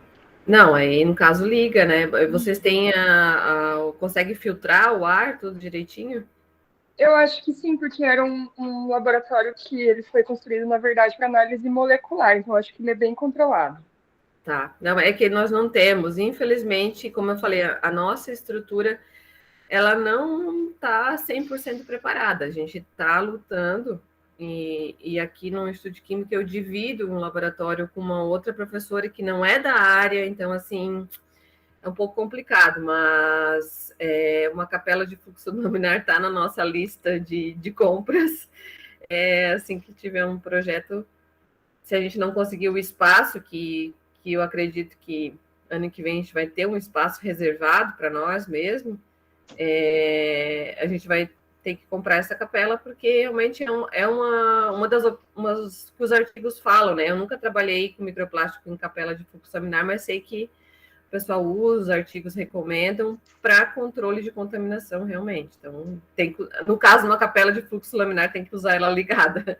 A nossa capela a gente não liga porque o pessoal ela não usa, é de então... fluxo laminar mesmo, né? Não. Ela é usada para várias coisas, entendi. Muito obrigada. Nada. Legal. Antes de passar para a Maria Carolina, eu vou fazer um merchan, porque tem um trabalho do Marcos da UFPR, da gente aqui da UFSCar, sobre a adaptação de uma capela de exaustão para trabalho com microplástico. Que a gente quer pegar uma capela de exaustão e ficar no meio do caminho entre uma capela de exaustão normal e um fluxo laminar. Aí eu vou colocar aqui no chat o link. É um trabalho em andamento. Da Jéssica, né? Da Jéssica. É um trabalho da Jéssica, da Glaucio e do Boing. O Boing está aqui na aula. E aí a gente está começando. E uma das coisas que a gente faz foi passar uma fita adesiva em todas as saídas de exaustão. Porque assim como a saída precisa estar aberta para a exaustão acontecer, quando o equipamento está ligado, acontece a deposição atmosférica. Então você tem uma entrada e a gente vai quantificar com a fita adesiva, porque depois a fita adesiva a gente tira e vai quantificar o que ficou grudado na fita. Então a gente está começando a etapa da quantificação ainda. Mas aí no Twitter, no Latinx Cam, tem esse materialzinho aí. Então já fiz o meu merchan. Mas hoje o dia é da Andréia. Não, fica à vontade. Já fiquei sabendo da capela com o professor Marco Grassi, né, lá de Curitiba. Isso. Aí eles pintaram, a gente fez outras coisas, a gente juntou tudo e fez um trabalhinho. Agora é a Maria Carolina Sacchi. Oi, professora, bom dia. Bom dia. Será que você poderia compartilhar um pouquinho de como foi a sua experiência de pós-doc com fibras lá com o professor Richard? E também o que seria esse controle que eles têm lá e que a gente não tem aqui no laboratório? Tá. Vou comentar o que eu acabei trabalhando lá com o professor Richard. Lá, o meu trabalho de pós-doc foi... A gente está ainda escrevendo o artigo, tem que terminar esse artigo. Eu procurei, professora, por isso que eu estou te perguntando. Eu procurei no seu currículo, mas eu não encontrei. Não, infelizmente não. Eu voltei em final de agosto e a vida é corrida aqui.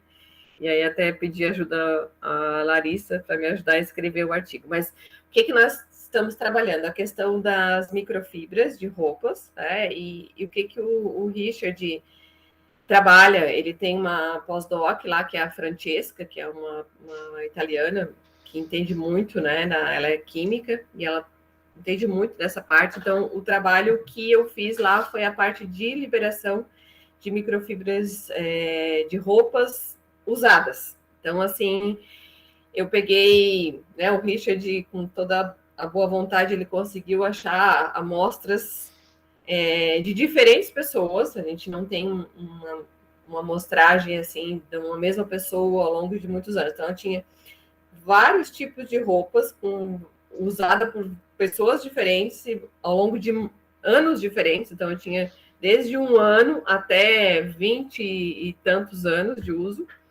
e de poliéster e algodão, né? Cotton e poliéster. E aí eu avaliei a parte da liberação das microfibras dessas roupas. O que nós observamos, assim, a priori, né, com os resultados? Com o passar dos anos, a liberação continua. Muitas vezes, dependendo, né, da composição, se é mais algodão, a liberação até é maior ao longo dos anos. E a gente consegue observar que não é só a questão da lavagem que influencia nessa liberação de microfibras de roupa, porque a gente tem aí o uso, né? Então, nós temos, tá mexendo aqui o braço, tem a abrasão aqui embaixo do braço, tem na gola, né? A gente observou que realmente a composição, e eu fiz FTIR das roupas, né? Não só camiseta, mas moletom, uniforme eu tinha. Então, eu fiz FTIR em diferentes pontos do material que foi liberado. Então, varia também. Então, a gente observou basicamente isso, que ao longo dos anos, né, do uso, continua liberando. Então, o problema é maior do que a gente imagina, eu acho. E o tipo de roupa também influencia, a composição, mas, basicamente, como a gente não tinha uma amostra, assim, nós não tínhamos a mesma composição, né, a mesma roupa para a mesma pessoa ao longo dos anos, então, assim, que a gente pode dizer que, passando o tempo, a liberação continua, e aí tem muitos fatores que vão influenciar essa liberação, e o problema é bem grande. Então, nós estamos trabalhando nesse sentido, e a nossa ideia é continuar o trabalho aqui, né, até a Larissa que vai fazer, está no nosso plano aí de trabalho, para a gente poder ter um controle maior, assim, né, usar com a mesma composição, a mesma pessoa usando. Então, nós vamos fazer um trabalho nesse sentido. Sobre o laboratório deles, como é que era esse laboratório? Primeiro, tinha um controle, o ar era filtrado constantemente, então tinha lá uma bombinha de pressão, eu até tirei foto, com uma pressão controlada e filtrado o ar. E o laboratório era fechado. Como que fazia? Antes, tinha uma pré-sala, e aí lá tu não podia entrar com a tua roupa, né? Tu tinha que botar um jaleco que estava lá, um tapa o cabelo, tapa o pé, né? Para o pé. Então, era mais ou menos assim. O laboratório era isolado, quase ninguém usava lá. Era só para a parte de microplástico, da parte de preparo mesmo. Então, enquanto eu estive lá, acho que poucas pessoas estavam usando, porque lá tinha um micro FTIR que estava estragado, não sei se já voltou a funcionar, então as pessoas não estavam usando muito aquele espaço. Então, esse era um espaço reservado, mas eu acho que o principal é essa questão de uma bombinha filtrando o ar, deixando ali uma pressão negativa, né? Filtrando ali para que o ar que estivesse entrando, ele estivesse realmente limpo ali dentro. E as pessoas não podem entrar com o jaleco que vem de fora, com o sapato que vem de fora, então, mais ou menos isso. Mas eu acho que eles têm o controle também nos artigos, eles fazem os brancos, os controles, né? De qualquer forma. Tem que fazer, né? Tem que fazer. Um comentário para a Maria Carolina, que eu fiz para você, acho que eu comentei com você, Andréa, sobre não é um paper, mas é uma apresentação que eu vi num evento sobre conservação de arte. Lembra aquela coisa do sovaco, né? Lembro. Que o pessoal que conserva roupa, museu tem muita roupa das diferentes décadas, tal, que a primeira parte, o relato do cara que era o conservador, o restaurador do museu, foi de que a primeira parte da roupa que estraga é a axila, que dá até larva, dá até bicho. Então é uma coisa que a gente vê pouco, né? E de repente é uma abordagem para poder falar, ó, indústria têxtil, de repente tecidos diferentes, eu não sei o quanto isso é factível para produzir em alta escala, em grande escala, mas é uma coisa que eu vejo pouco esse tipo de... O que nós podemos ver, Capi, que realmente sim, na axila e gola eram mais, as roupas estavam mais desgastadas, não sei como, né, dizer assim, tinha liberado mais fibra mesmo. O que nós observamos é que tinha uma camiseta lá bem velha e que a composição tinha bastante poliéster, tinha a composição misturada e no final, como ela já tinha liberado muita microfibra, a composição já estava indo mais para poliéster do que algodão, porque realmente o que libera mais, a maior proporção é o algodão. E que as roupas de esporte, né, de uniforme, de camiseta, ou senão até tipo essa que eu estou usando hoje, mais seda, elas liberam muito menos de microfibra. Então, as roupas mais sintéticas que a gente observou, essas mais lisinhas, são aquelas que liberam menos fibras do que, por exemplo, uma camiseta de algodão. Então, a história de que comprar roupa de algodão, não sei até que ponto é mais ambientalmente correto, digamos assim, né? Porque libera mais algodão e a Larissa até achou um artigo que diz que a parte da microfibra de algodão também pode causar dano, né, para as espécies aquáticas aí, né? Então, é um problema bem, bem complicado. Legal, professora, obrigada. E só mais uma dúvida, você trabalhou com parâmetros diferentes de lavagem ou não? Era todo o mesmo parâmetro de lavagem, só mudava o tipo da roupa e composição? Não, a lavagem sempre foi igual. Eu lavava uma peça por vez, fiz 3 lavagens para cada peça, então lavava, daí depois fazia a limpeza da máquina, né? Aí depois lavava de novo, depois de secar, né? Demorava assim quase uma semana para secar, né? Que é em Plymouth, e aí demora mais, e aí lavava de novo, e aí eu tinha todo o controle das massas, né? Massas da roupa e das microfibras liberadas, porque 2 coisas interessantes que a gente fez. Uma coisa bem interessante, que o pessoal lá do Richard já tinha trabalhado com essas máquinas e como que a gente quantifica a microfibra liberada. Eles têm um sistema todo preparado e lá eles têm um filtro que tira, né, essas microfibras, mas essas microfibras elas não poderiam ser caracterizadas porque elas ficavam grudadas nesse filtro de polietileno também. Aqueles filtros que se usa nos sistemas de filtração até de laboratório. E o que com o auxílio da Francesca, a gente adaptou?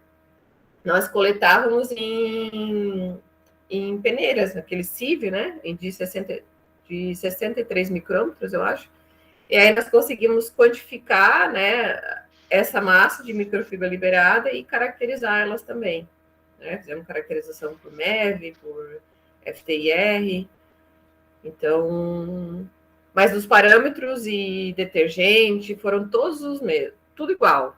A comparação mesmo que nós gostaríamos de fazer é se o tempo, né, influencia na liberação, não é nem a composição, não dá para afirmar nada com relação à composição.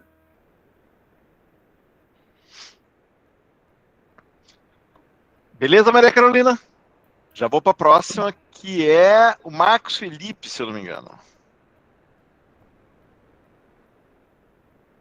Marcos Felipe Bentes.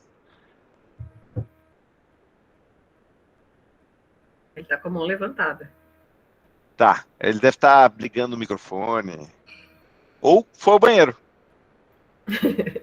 Sempre pode acontecer. Marcos, tô com problema. Tá com problema. Pode escrever, pode escrever.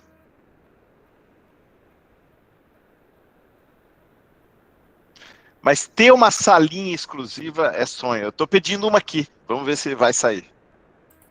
Tá aí. Boa sorte. Aqui a gente está na lista. Tá vendo aí? A Controle que pergunta senhora não. usa em campo. É complicado. Em campo, por enquanto, nós não temos, assim, o controle que a gente tenta fazer, né? Porque duas coisas importantes. Nós temos uma coleta com rede de arrasto, a rede zooplâncton, e coleta lá nas amostras do Tramandaí, nós coletamos com balde, e aí é mais fácil.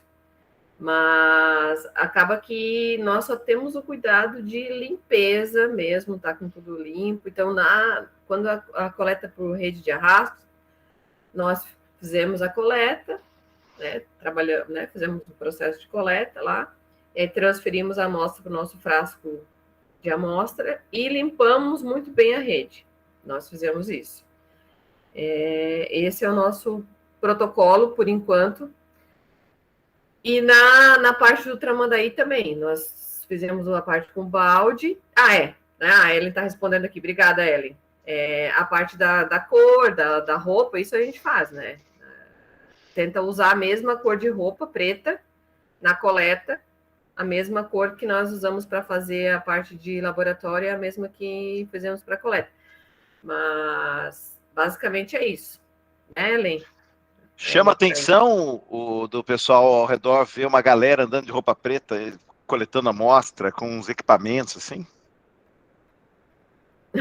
Acho que não, porque não é uma galera. Agora nós estamos coletando no Guaíba com... Nós geralmente vamos em 3 duas pessoas na região de Tramandaí. E você vai de barco, né? Então, no Guaíba nós vamos de barco com o pessoal do DEMAI, aqui de Porto Alegre, que é a agência que cuida da parte de tratamento de águas e, né, de gerenciamento. Então, 2 pessoas do laboratório e 2 pessoas do DEMAI, né, que inclui o barqueiro e mais um técnico do DEMAI. Então, a gente tenta avisar para eles ir de preto também, não lembro, Ellen, sim. Então, a gente tenta fazer isso, ter o controle da exposição de roupa mesmo. O Marcos Felipe, ele falou aqui, só o pote de vidro aberto, por exemplo, é suficiente? Para quê? Eu acho que é para controle da deposição atmosférica no local.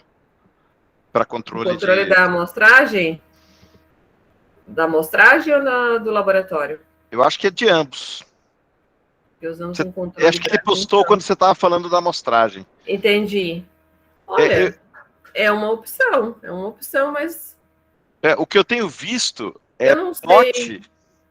O que eu tenho visto é pote ou plaquinha, mas com papel de filtro molhado. E eu estou testando agora, para uma condição diferente, eu estou testando adesivo. Eu estou fazendo umas plaquinhas com fita isolante branca, com fita isolante ao contrário. Então, estou deixando a parte adesiva para fora.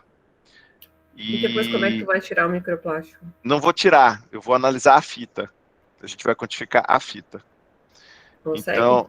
Então, vamos descobrir agora. Estamos fazendo isso agora. A gente está montando as plaquinhas agora.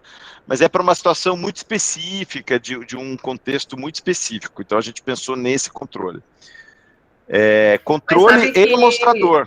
A gente está usando como amostrador também. Seria para as duas coisas. Mas o que importa do controle, Marcos, acho que a questão é que existe uma dicotomia seco-molhado. Porque o seco vai caindo. Então, por exemplo, o pessoal que usa papel de filtro seco dentro da capela ou no ambiente de amostragem. Ele levanta. Então, tem gente que fala, ele levanta, usa molhado. Porque molhado, encharca, ele dá uma grudada. E aí, o adesivo é uma coisa específica que eu e a Bruna a gente está fazendo aqui. E aí é uma tentativa aí. Porque a gente quer deixar isso por mais tempo e aí o vento pode levar. Então, a gente está tentando adesivo, mas é para um microplástico específico. Então, você cria, mas eu tenho visto a dicotomia seco-molhado. Talvez o molhado ajude. Só um adendo aí. Deixa eu ir para a próxima. A Samantha falou que tem uma salinha com fluxo, e ela está dizendo que ela é privilegiada. E eu acho que a gente concorda, né, André? Concordo plenamente. Aqui, ó. O problema é que ela morre de calor lá dentro, mas ela fica isolada. A Ellen comentou. Parte. Eles usam azul porque é a cor do uniforme deles. Pô, azul é o que eu mais vejo um colega meu que trabalha com peixe. Fibra azul é o que ele mais encontra. Eles falaram que é muito comum fibra de rede de pesca. Uhum. Sim. A Vanessa tem visto bastante isso também. A questão dos contaminantes do Tramandaí em função de rede de pesca. Tanto microplástico quanto orgânicos. Desculpa, Capi. Não, tranquilo. O Marcos pediu desculpa que ele tem que sair, porque ele tinha levantado a mão, mas ele não vai poder fazer a pergunta. Ele agradeceu a sua participação. E agora eu vou para as outras mãos levantadas, que é Mariana de Oliveira Barcotto. E depois a Bárbara. Bom dia. André, você comentou que as fibras de algodão também têm toxicidade. E isso não é nada divulgado, né? Porque colocam as fibras naturais como algo como se fosse totalmente sustentável. E, por exemplo, eu que não trabalho com fibra, foi uma surpresa saber que o algodão pode ser tóxico também. Aí você comentou que tem uma revisão sobre isso. Você pode falar um pouco sobre quais são os efeitos tóxicos das fibras naturais, como no caso do algodão? Então, essa situação da toxicidade do algodão foi a Larissa que encontrou em um artigo. Não sei se a Larissa está aí, Larissa. Ela estava. Ela está aí? Estava? Tá se tu quiser falar, comentar aí para mim, Larissa, que ela que leu o artigo para falar a questão, mas não é uma revisão específica dizendo exatamente que as fibras de algodão também têm toxicidade. Mas sim, é um trabalho que fala de fibra que vem de roupa sintética e fibra de algodão. Sim, deixa eu tentar achar aqui para vocês enquanto a Larissa vai. Crislaine levantou a mão, sim. É sobre isso, Crislaine? Sim, posso comentar? Então pode falar. Por favor, os universitários aí. A Crislaine trabalha com a gente, então não é um fura-fila, só para poder ajudar no tópico. Só quero contribuir. Isso, eu já vi também isso sobre o algodão, não era sobre a fibra, assim, o algodão em si, sim a quantidade de aditivo que é adicionado à confecção de roupa, então tu vai para o meio ambiente, aí o algodão, sim, ele vai se degradar com muito mais facilidade do que a fibra de plástico, né? Sim. Mas aí ela vai liberar tudo isso que estava aderido, então aí tem essa grande questão, porque tu vai falar que a fibra de algodão, ela é mais, como é que diz, eco-friendly, né? Mas ela tem muito aditivo também como uma fibra de plástico, então essa é uma questão. Mas acho que a Larissa encontrou outra coisa, Crislaine, também. Não só a questão dos aditivos, né? Eu queria só... Eu li uma vez assim. Vocês estão me ouvindo? Eu acho que até uma coisa que o Richard comentou com a gente sobre isso, que a gente vê, né? Ele falou, não, a gente tem que lembrar que o algodão também tem essa toxicidade. Então, Larissa, eu estou procurando aqui o artigo, tá? Para quem pediu. Vocês estão me ouvindo? Eu ouvi, Larissa, pode falar. Ah, tá. Sim, esse artigo que a prof falou, era bem isso que a Crislaine comentou, porque a questão é que o pessoal fala, né, que vamos parar de usar roupas que tenham fibras plásticas, vamos usar algodão. Só que as fibras de algodão, elas também passam por diversos processos químicos para a fabricação das roupas. E aí, que nem a Cris falou, as fibras de algodão elas vão se degradar mais rapidamente no meio ambiente e todos esses químicos vão ser liberados e vai ter essa toxicidade a partir desses químicos. Mas também, assim como as fibras plásticas, as fibras de algodão e as fibras naturais, elas podem ser ingeridas pelos animais e elas podem causar todos aqueles problemas também, de elas se emaranharem, elas obstruem o intestino, o estômago, causa aquela sensação de saciedade e os animais vão acabar morrendo, assim como nas fibras plásticas, né? Mais ou menos isso, assim. Legal. Obrigado, Larissa. Tu consegue achar o artigo, Larissa, para compartilhar esse artigo que tu falou? Tu cita no nosso trabalho. Estou procurando, mas eu não estou encontrando aqui. Há um tempo atrás, eu fui escrever um artigo sobre aditivos renováveis. E eu entrei em contato com uma moça que tinha um trabalho de designer, ela se formou num curso de design industrial, e ela tinha uma startup de roupa de algodão com coloração natural. Então, ela pegava o algodão e fazia todo o tratamento, e ela produzia os próprios panos com tinta natural e tal. E era uma startup que estava recebendo financiamento, mas, obviamente, não é escalável. Não era escalável, esse era um problema dela. Deixa eu passar para a próxima pergunta. Bárbara Barroso.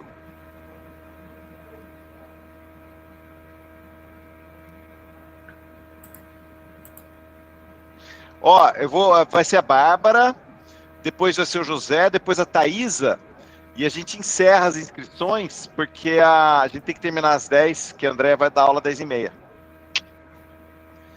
Então, Bárbara.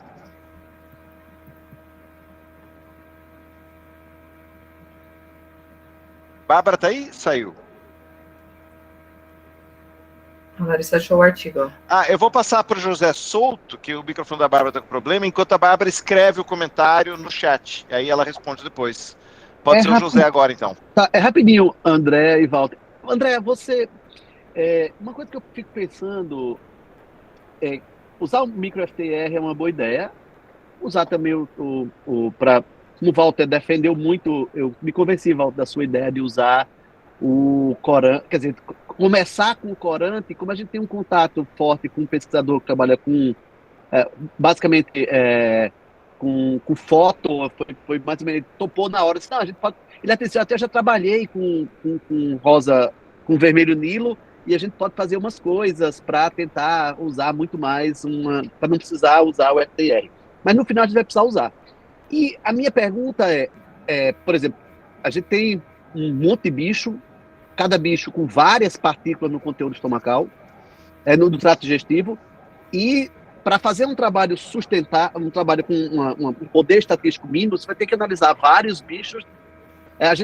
O que a gente vai começar a fazer, a gente vai comparar se os diferentes tipos de filtradores, se o mecanismo de filtração, por exemplo, de um bivalve e de uma esponja, não são filtradores, o mecanismo de filtração provoca maior ou menor acumulação de microplástico? Ambos. As esponjas são verdadeiros filtros naturais, elas filtram muito, mas você tem, por exemplo, poliquetas que filtram de uma forma, esponjas que filtram de outra forma, você tem moluscos que filtram de outra forma, e a nossa pergunta é essa: o mecanismo de filtração, ele interfere na acumulação de microplásticos? Só que a gente já previu que a gente vai ter muita partícula para analisar. E um micro-FTR, ele vai analisar partícula a partícula. Eu lembro que uma vez conversando com o Richard, ele disse, não, que a gente já está pensando numa outra, parece que já existe uma outra tecnologia, vocês poderiam falar um pouco mais sobre isso? Existe uma outra tecnologia que você já consegue fazer uma análise não mais partícula a partícula, onde você faça o espectro do filtro inteiro, ou de um pedaço do filtro, e depois você vai identificando, ou não? Deixa com o André. Então, lá no laboratório do Richard, eles têm um micro-FTIR que existem, né, micro-FTIR, que conseguem fazer a varredura do filtro. Então, até, se eu não me engano, o pessoal da Braskem está comprando esse equipamento também, onde consegue fazer essa varredura do próprio filtro. Então, coloca o filtro e faz a varredura, né? Faz o FTIR, de acordo com, né, com o microscópio, do próprio filtro. Então, consegue não fazer partícula por partícula, diferente do nosso, que a gente tem aqui na URGS, no Instituto de Química, que a gente tem que fazer partícula por partícula. Aí é bem trabalhoso, né? E o Richard terminou de instalar, eu acho, a questão do pirólise, né? Do GC, um cromatógrafo que tem um sistema de pirólise, que ele faz toda a pirólise dentro do próprio equipamento. Ele faz, né, toda a parte de queima do produto, do filtro inteiro, e aí também consegue fazer análise do conjunto da amostra, não só separadamente. Então, atualmente, a parte analítica tem melhorado para esse sentido, né? Não só fazer partícula por partícula. A gente trabalha com o que tem, né? Até eu acho que no ENCA eu encontrei com o professor, acho que é Andres, que ele também está instalando equipamento que é um TG, que consegue fazer também através da queima da amostra, e ele consegue fazer a amostra completa lá no laboratório dele, que eu acho que é no Uruguai, se não me engano, uma coisa assim. Então, existem algumas técnicas analíticas que já estão se voltando para isso. É lógico que o acesso não é tão simples assim, né? Nós aqui no Instituto de Química também, eu sei de uma colega que comprou o pirólise também, então acho que para o ano que vem vai ter isso aqui. Não é da instituição, mas é da minha colega, então dá para usar. A única coisa que, por exemplo, no GC pirólise, a parte de processamento da amostra ela é um pouco mais complicada, né? Porque aí tem que analisar o cromatógrafo, porque não é como no FTIR, né? Que é mais simples, faz a análise, tem o espectro, vai na biblioteca, aí faz comparação, o resultado sai mais rápido, né? Diferente do pirólise, mas, né, também são técnicas muito melhores do que fazer pontual, né? Amostra por amostra. Não sei se eu respondi a tua pergunta. Bem. Sim, porque a gente prevê a grande dificuldade. Para quem trabalha com é diferente quando você trabalha no laboratório, você consegue colocar algumas partículas numeradas, às vezes você pode ter um conteúdo com 20, 30 partículas. E não dá para você pensar, não dá para imaginar 30 partículas de 10 indivíduos por espécie, 4, 5 espécies, você vai conseguir. É praticamente impossível. Eu lembro que você, numa das aulas, já comentou a possibilidade de reunir partículas semelhantes. Só que, depois das partículas semelhantes passarem por um trato digestivo dos organismos, esse semelhante pode juntar coisas muito diferentes. Então, talvez a gente tenha, o ideal seria esse mesmo, ou fazer partícula por partícula, ou conseguir ou começar a ver métodos onde a gente consiga fazer um espectro do filtro como um todo, ou do pedaço do filtro, como o André já colocou. E uma coisa boa é que a gente, aqui na UFPE, a gente tem um departamento de química muito forte e que pode ajudar, e que a gente, infelizmente, não sei qual é a área de vocês, eu sou da área mais biológica, eu sou da biologia, não tem muito costume de interagir com a química. E o departamento literalmente, o departamento de oceanografia é literalmente empresa do departamento de química. E eu não sabia que lá eles tinham um monte de coisas que eu sonhava em usar, e que chegando lá, disse, não, aqui a gente tem vários. Ah, não, PG, a gente tem. Ah, a gente tem um Raman, um micro-Raman. Ah, a gente tem que ter 3. Eu disse, tá. Ah, por exemplo, um FTIR. Ah, não, a gente tem vários. Eu disse, mas micro não. Micro a gente não tem vários, a gente só tem 2. Eu disse, tá, tranquilo. Então, a gente vai tentar. A conexão é importante, sim. Tem que aproveitar, aproveita. É isso, André. Obrigado. A dúvida é essa. Será possível? Você tem formas mais rápidas? Você diz, sim, existem formas. Precisa só ver quem tem acesso a essas formas. Uma coisa que eu sempre coloco, José, sobre essa questão, é qual é a pertinência de identificar os polímeros para a sua pergunta científica, porque esse é um trabalho que vai ser insano. Vai ser insano. Por exemplo, a Crislane, que comentou aqui antes, ela, na primeira coleta dela no Guaíba, ela teve 9.000 partículas, né? E imagina se ela fosse caracterizar todas, né? Então, insano, o nosso equipamento é pontual. Então, em média, ela caracterizou, assim, 2%, mais ou menos isso, né, Crislane, dos microplásticos que ela fez a caracterização física. Então, ela fez a caracterização química em torno de 2% aí, mais ou menos, das amostras dela. Bom, beleza. Eu acho que a partir do momento que a gente viu? fizer, Walter, como você sugeriu, rapidinho, a partir do momento como você sugeriu que a gente fizer como corando, usar um fluorímetro, eu acho que ele já consegue fazer um monte de coisas e depois Fluorescência, escolher algumas partículas, usar a fluorescência e depois fazer para caracterização de fato. Mas, obrigado, Sim. André, obrigado, Walter. Nada. Ó, a Bárbara escreveu a pergunta, eu acho que você é a pessoa indicada para responder, que você é muito boa de gestão. Gostaria de saber qual o tamanho dos microplásticos que você trabalha hoje. Pergunto isso porque no meu laboratório trabalhamos com os microplásticos grandes e estamos brigando para os menores, pois vai chegar o micro FTR aqui. Aqui, assim como o seu lab, o nosso é usado por outras pessoas. Queria algumas dicas a mais para passar por essa transição. De maior para menor? Eu não sei se ela quis falar para identificar, né, para caracterizar quimicamente. Nós também estamos passando por essa, se for por caracterizar quimicamente, nós também estamos passando por essa transição, a gente tem melhorado, porque o nosso micro FTIR até o momento, ele tem, a gente só consegue caracterizar os microplásticos que a gente consegue ver, então são os maiores mesmo, né? Então acima de 1 milímetro aí, 500 micrômetros, com muita sorte. E o que nós estamos tentando fazer lá no equipamento de micro FTR? Porque no laboratório a gente consegue caracterizar fisicamente, né, no microscópio que nós temos aqui, microplásticos menores. Né? O pessoal consegue caracterizar, né, os possíveis, né, os prováveis microplásticos fisicamente com tamanhos menores lá no microscópio, faz a medida direitinho. Aí quando vai fazer análise do micro FTR, a gente não consegue. Então, como que nós estamos tentando fazer isso? Nós descobrimos que existe um acessório no nosso micro FTR que consegue fazer a análise, por exemplo, fazer o alinhamento. Aí eu preciso da ajuda dos universitários que estão aí, né? Que a Raimara e a Ellen que estão tentando arrumar isso, porque o que acontece?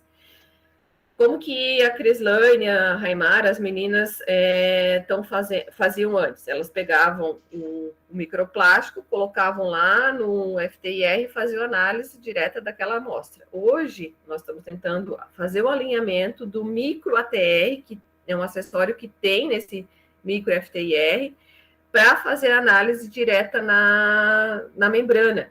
Então, é isso que a gente está tentando fazer esse alinhamento. Porque o que acontece? As meninas estavam ainda tentando fazer a análise lá, elas alinhavam lá no microscópio, direto no microplástico que estavam conseguindo enxergar, e daí elas tinham que mudar para o FTIR, e na hora que mudavam, perdiam esse alinhamento, aí não consigo fazer a análise direta. E aí, então, agora, atualmente, o técnico do micro ATR, eles estão tentando fazer esse alinhamento, porque lá no Richard o pessoal faz isso no micro FTIR, que eles usam também, não é o que ele tem, e aí a gente está tentando adaptar. Então, essa é a nossa transição, e aí eu conto com o pensamento positivo de todo mundo aqui, que a gente consiga isso, né, Helen? Que ele está aqui na aula, e a gente está tentando. Eu acho, né, eu tenho esperança que vai dar certo. Então, imagino que nós vamos conseguir aí trabalhar com, sei lá, 300 micrômetros, talvez, né? Conseguir diminuir um pouquinho aí o tamanho, eu acho. Então, esperamos conseguir. Ó, a Thaisa, desculpa, abri a porta aqui. A Thaisa mandou a última pergunta, que ela tinha levantado a mão. E a Virlene, que escreveu aqui, com o uso do TG tem algum artigo? TG, se for análise termogravimétrica, me escreve, que aí eu te respondo depois. Tá. Thaisa falou, professora, minha conexão está ruim caindo. Já escrevi minha posição sobre o algodão. O algodão é bom e devemos incentivar seu uso, bem como a responsabilidade das indústrias. Aliás, a título de curiosidade, uma blusa de pés, que é poliéster, lavamos até 20 vezes mais que uma peça de algodão. A utilização de água é altíssima. Desde a década de 50, o uso de fibras sintéticas cresceu exponencialmente. Lembrando que as fibras sintéticas também recebem aditivos. Como é feito o tratamento de efluente das indústrias? para você? Olha, sinceramente, eu nunca tive contato com a indústria para saber exatamente como eles fazem o tratamento, mas provavelmente eles devem fazer aquilo que está legislado, né? Sendo bem sincera. E aí eles fazem o que está legislado, e na legislação não tem microplástico, né? Então, não tem microplástico, tem um nível de concentração de contaminantes altíssimo, né? Então, depende do manancial que vai receber, vai ter um tipo de tratamento, né? Então, eu acredito que eles vão estar fazendo isso, porque a indústria, né? O meu contato com a indústria está recém começando, e o que eu vejo é que eles estão preocupados com o que a legislação pede. Então, assim, por exemplo, já tem indústria entrando em contato com a gente pedindo, eu acho que futuramente eles vão querer saber quantos microplásticos tem nesse tratamento. Então, assim, eles já estão preocupados com o que a legislação vai pedir. Então, imagino que eles façam esse tipo de tratamento, assim, o que a legislação pede, né? Mas microplástico não está legislado, né? Então... Bom, é isso. Então, tratado global, acompanhe, porque esse assunto vai ter que ser lidado pelas indústrias.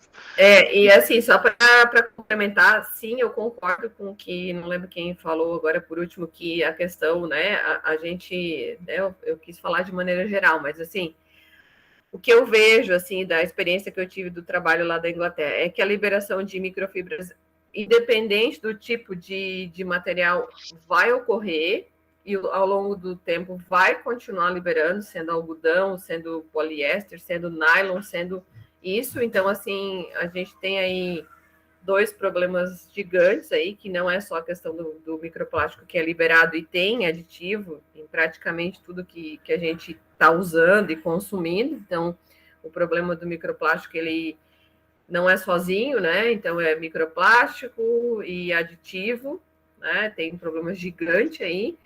E a questão no caso de microfibra de roupa de lavar, é a questão da água, né? Eu sou totalmente contra, né, o desperdício de água, né? Então, assim, eu não quero dizer que o algodão é melhor, né? Então, só quis dizer, assim, que o algodão também é um problema, né? Que não é só simplesmente substituir a roupa. Vou substituir a roupa de poliéster por algodão e estou preparada para um mundo futuro, né, ambientalmente correto. Não, eu acho que a gente tem que pensar em tudo aí, né? Que eu sempre levanto a questão, né? O consumo tem que diminuir. Eu acho que é basicamente isso. A gente está aí numa Black Friday, acho que a gente tem que pensar, porque a gente acaba vendo aí todo mundo comprando tudo. Então, acho que é o exagero que a gente tem aí, né? Até nos nossos artigos a gente sempre bate na tecla dos nossos projetos aqui. O Brasil é um país de terceiro mundo, tem um padrão de consumo elevadíssimo, mas não é preparado para isso. Então, é isso que eu chamo a atenção, tanto para plástico, para contaminação geral e tudo, né? Eu tenho um filho pequeno, toda hora que ele vai tomar banho, eu disse, Benjamin, tá gastando água limpa aí, cara, vamos desligar esse chuveiro. Então, assim, eu me preocupo também com a água, só para deixar bem claro, né? Legal. Bom, Andréa, muito obrigado pela sua participação. Vários comentários aqui elogiando o seu trabalho, a sua didática, a sua participação aqui, foi muito legal. Eu vou pedir para quero agradecer muito, Andréa, ter vindo aqui. Quero pedir para todo mundo abrir a câmera, bater palma, mandar tchauzinho e mandar coraçãozinho para a Andréa. Para agradecer a participação da Andréa aqui. Só para deixar aqui um merchan também, a gente tem um Instagram do laboratório, é lapace.urgs, UFRGS, então quem quiser nos seguir, né? A Andréa, além de tudo, ela ainda tem um trabalho de divulgação científica, então acompanhe lá o Lapace no Instagram. Perfeito. Obrigado, André. Obrigado a todo mundo. Até semana que vem, na nossa última aula. Obrigada aí. Obrigada. Tchau. Abraço, Obrigada. Tchau, obrigada. Obrigada. Tchau, pessoal. Tchau, obrigado. Obrigada aí pelo convite.